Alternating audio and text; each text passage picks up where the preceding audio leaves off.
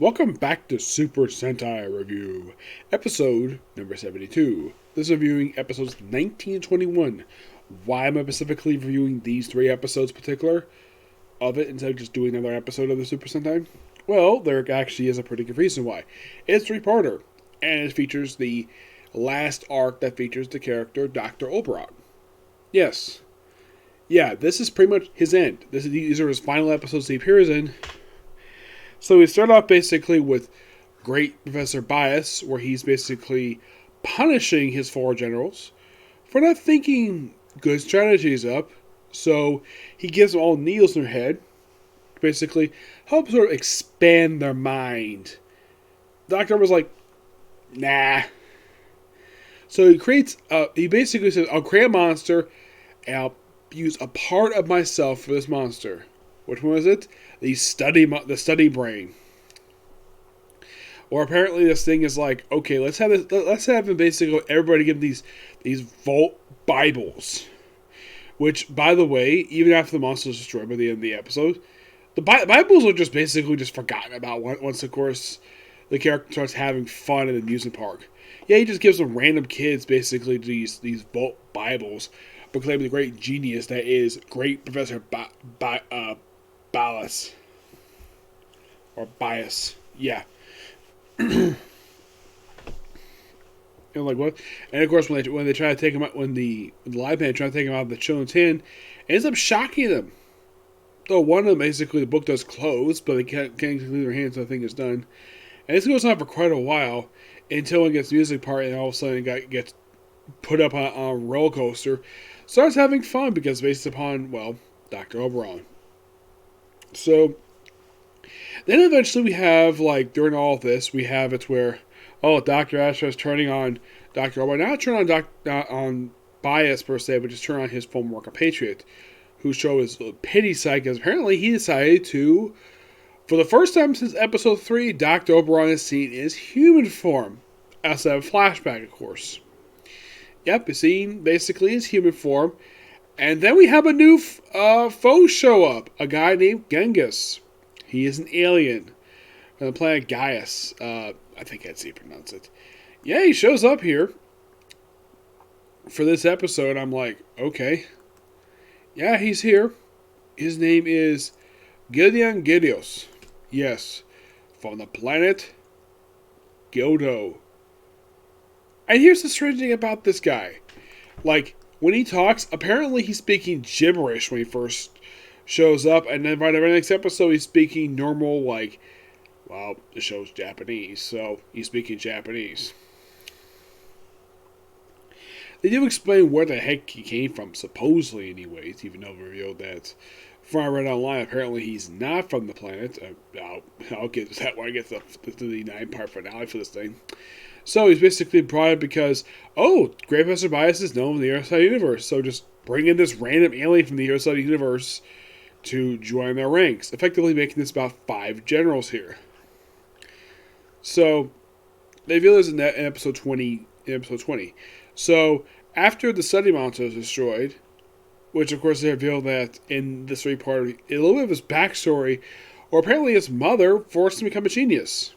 Yes, where apparently he had no time to play with our kids. He just studied his whole childhood. And according to his mother, he was able to skip grades and go straight to junior high at a very young age. It looks like he's about 6 or 7. Man, he's a genius. So, and that's how he was able to get to junior high. They do review in episode 23 of how he's able to get into Vault. Apparently, despite the fact he wasn't able to take the entrance exam because apparently the Bias wouldn't give it to him. So Bias let him enjoy out of pity. Yes, seriously. That is the reason why he was allowed to join Vault. Not because he had good skills, out of sheer pity. Yep, that made Oberon basically very unhappy. This is in episode 21. So, in episode 20, he does something completely unthinkable. He goes to his mom's house. He goes to see his mom. Which, by the way, this is actually the first time we actually see her in the series. And after this 3-parter, she's never seen again at all for the rest of this particular Super Sentai. Dr. Ron does return after this, in his human form for like 2 episodes, episodes 41, 47, and that's it for the character. So, even though that he's, oh yeah, by the way, by 20, he's pretty much expelled from Vault for failing to defeat the Liveman this particular time. So, they create a new monster, a regeneration monster, which of course is able to regenerate after all attacks. And then of course, like, Dr. Obular was like, okay, let's see if I can. Okay, he decides to steal Gyodo's sword, his cross sword, which simply is a small thing, and give him a power boost. It works. And he does transform in front of his own mother, which when his mother sees him, she's very happy to see him. Where he apparently has lost his shoes when he stole a transport ship to go back to Earth. So apparently he had a lab in his childhood home's basement. I'm like, given the fact he's a genius, I'm not surprised. Though I'm wondering where the heck his mom got the funds to build this damn laboratory, much less a freaking basement. Because last time I checked, I'm sure like something like this is expensive. This probably could cost her thousands of yen, maybe even a million yen at most, in order to cover this damn thing. That or the fact that because he's a sheer genius, he was able to get this place built via grants. Well, whatever Japanese equivalent is to grants. That's the only thing I could think of because in the case of his mother, she seems like a normal mom. Even though, yeah, she did kind of force her son to become a genius, but she seems like not like one of these rich moms. Basically, she's like a middle class mother who wants best for her kid, which that's fine and all. But the way she did it was kind of a bit over the top. That's why I portrayed it here. So, and then by the last episode, they create one more monster in Dr. Obular's like his last appearance, where apparently it's based upon him, and they supposedly kill him. Though he does come back, fight his double. He of course is able to come back to human full time after, well, thanks to his mother, and of course helped defeat his own double, and of course the creatures destroyed via the Megazord. Yep. But I gotta say, these are actually 3 really good episodes. But as far as I can tell, unlike, let's say, other people who left, basically, previous Super Sentai, usually was a reason. In the case of Dr. Obular, I don't know what his reason was. Maybe it was a contract thing, that's why he left after 21 episodes. I mean, physically, the human version of the character only physically appeared for about 4 or 5 episodes. Yeah. Though, it could be various different things. Probably because the suit was probably expensive. Yeah, it was probably a very expensive suit. They could probably explain why Dr. Kemp, where he very rarely puts on his suit. Why he's human form a lot of things. Because I'm sure his suits, the transformation to these suits is expensive.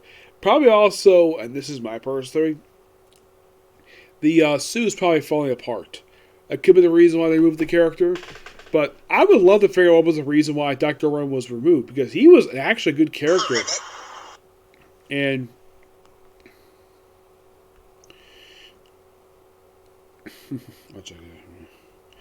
so yes, so he in my opinion was actually one particular member of Volt who actually made experiments that actually when he did his plans, his experiments is stuff he made actually worked. And it had a pretty good goal in mind. The other two felt like it was completely random. Dr. Kemp basically just simply does it for pure enjoyment. In the case of Dr. Mazia, she is just doing it for the thrills. Dr. Obular has done it because, well, he actually, of the 3, he actually bothered to put effort into his actual plans. He may have failed during the very end, but at least he actually had angles. Yes. That's one thing at least I enjoy about this character. He's by far the most interesting of the 3. I mean, I think Dr. Kemp basically is, as in his human form, he is just bland at best. And, like, his ideas for plans are so stupid. At least Dr. Obular's plans make sense. Yes. But yeah, not much to say about the episodes. They're definitely good. And that's the end of Dr. Obular for until the endgame arc. So tomorrow I'm going to cap off Liveman, and I'm going to resume with To Love Root Darkness. Well, for the OVAs, like 4 of them. And after that, I'll be starting up a brand new anime. Well, I have to read the first light novel for it. I'll review it when I finish up To Love Root Darkness. Okay? Next video. Bye.